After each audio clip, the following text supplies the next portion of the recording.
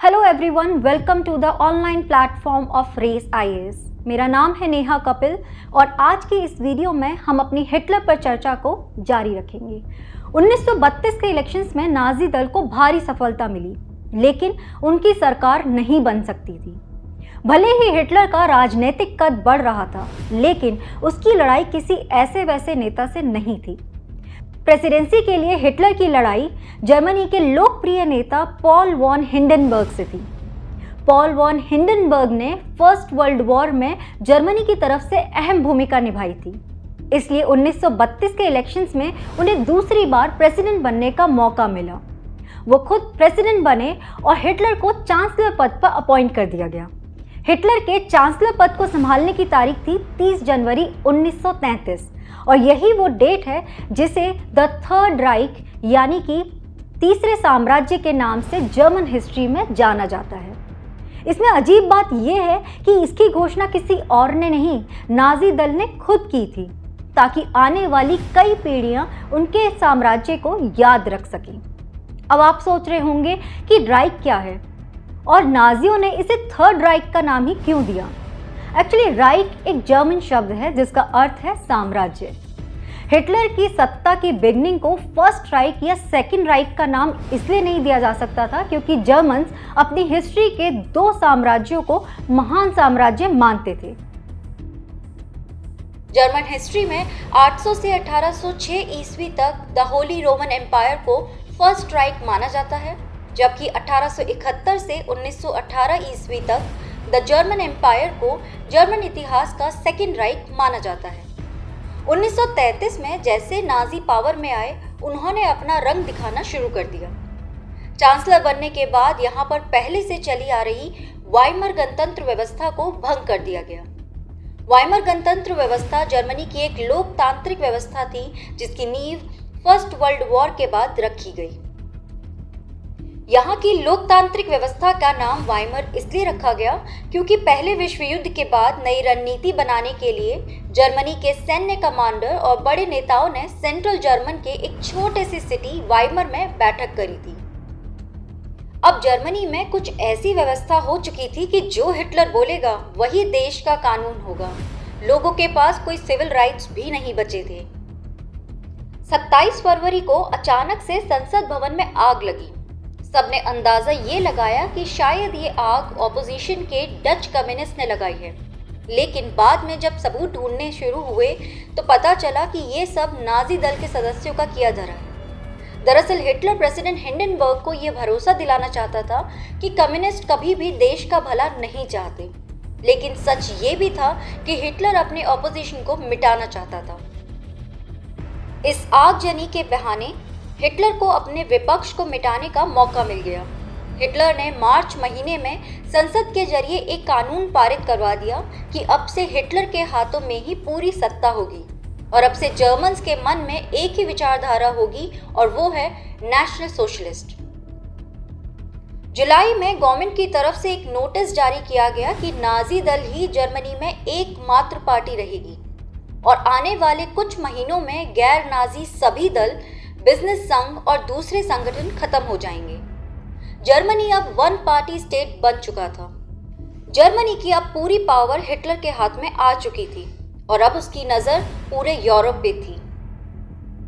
कुछ महीनों बाद हिटलर ने ये घोषणा कर दी कि जर्मनी खुद को लीग ऑफ नेशंस से अलग कर रहा है। दरअसल फर्स्ट वर्ल्ड वॉर के बाद शांति स्थापना के लिए वैश्विक स्तर पर लीग ऑफ नेशंस को ही बनाया गया। लीग ऑफ नेशंस से खुद को अलग करने के बाद उसने राष्ट्र की राष्ट्रवादी पावर्स को एक करना शुरू किया और जर्मनी की सैन्य ताकत को बढ़ाने में अपनी पूरी ताकत लगा दी। देश की सेना को मजबूती देने के साथ साथ वो अपनी ताकत और बढ़ाना चाहता था। उसे कुछ खुफिया इनपुट से पता चला कि स्टर्मैटलिन के कुछ सीनियर ऑफिसर्स उसके खिलाफ साजिश कर रहे हैं। स्टर्मैटलिन यानी कि नाजी दल का खुद का एक पैरामिलिट्री ऑर्गेनाइजेशन जिसका जिक्र मैंने लास्ट वीडियो में किया था। इस पैरामिलिट्री का गठन 1921 में हिटलर ने ही किया था। एक टाइम था जब इसी स्टोन ट्रूपर्स ने जर्मनी की सेना का सामना किया तख्ता पलट के लिए। हालांकि वो कोशिश नाकामयाब रही और इसी के चलते हिटलर को जेल जाना पड़ा था। हिटलर के जेल में होने की वजह से ब्राउन शर्ट्स का भीतरी संगठन कमजोर होने लगा और औपचारिक तौर पर इसे भंग कर दिया गया। पर जैसा कि आप सब जानते हैं कि कुछ महीने बाद ही हिटलर जेल से बाहर आ गया। बाहर आने के बाद हिटलर ने इस टुकड़ी को फिर से एकजुट करने का काम किया। समय बीता और स्टरमेटलन में नंबर्स बढ़ते गए। साल 1931 में इस टुकड़ी की जिम्मेदारी पूर्व सैन्य अधिकारी एंसर्ट रोम को दे दी गई। इनकी लीडरशिप में ट्रूप ने न केवल तरक्की की बल्कि ये पहले से और ज़्यादा संगठित हो गया। एंसर्ट रोम का प्लान था कि वो इस ट्रूप को इतना संगठित कर दें या इतना मजबूत कर दें कि वो यहाँ की सेना को रिप्लेस कर दें। इस बात की जानकारी हिटलर को पहले से ही थी कि एंसर्ट रोम के लिए नाजी दल में समर्थन बढ़ रहा है। उसे इस तरह से इनपुट मिल रहे थे कि उसका खुद का सैन्य कमांडर एक दिन उसके पैरेलल गवर्नमेंट स्थापित कर लेगा। अब हिटलर को खुद का सैनिक रास्ते में सबसे बड़ी दीवार लगने लगा। हिटलर के मन में एंसर्ट रोम को लेकर इतना गुस्सा था कि उसने टॉप कमांडर्स को रास्ते से हटाने की योजना बना ली। इस योजना की शुरुआत कम से कम 100 लोगों की हत्या से हुई। यूरोप में इस इंसिडेंट को the night of long knifes के नाम से जाना जाता है। इस पूरे ऑपरेशन को अंजाम देने के लिए उसने व्यक्तिगत सेना का सहारा लिया, जिसका गठन उसने 1925 में किया था।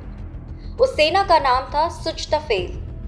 सुच्ताफेल पैरामिलिट्री ऑर्गेनाइजेशन स्टरमेटलिन के अधीन थी। सुच्ताफेल में गिने चुने लोग थे क्योंकि ये एक तरीके से हिटलर की पर्सनल आर्मी थी।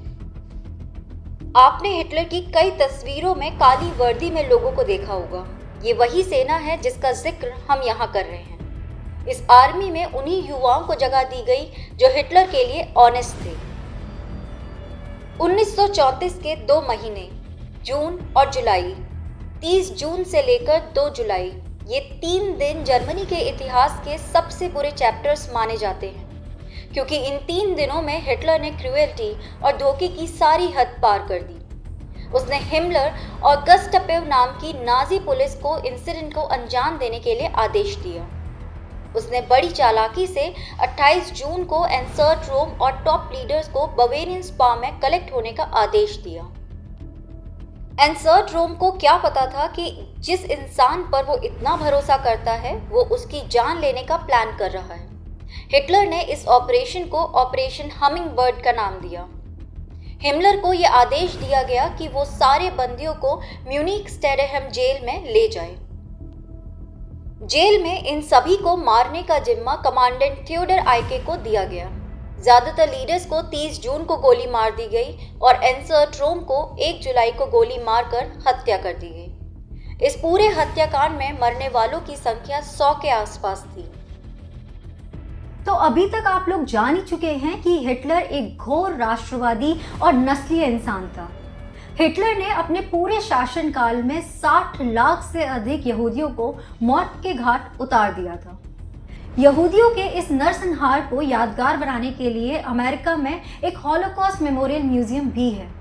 तो ये थी important information regarding this topic. ऐसे ही करंट अफेयर की वीडियोस के लिए और नए टॉपिक पे चर्चा के लिए हमारे साथ बने रहें। अभी तक अगर आपने यूट्यूब चैनल सब्सक्राइब नहीं किया है, kindly do it. Thank you so much and take care.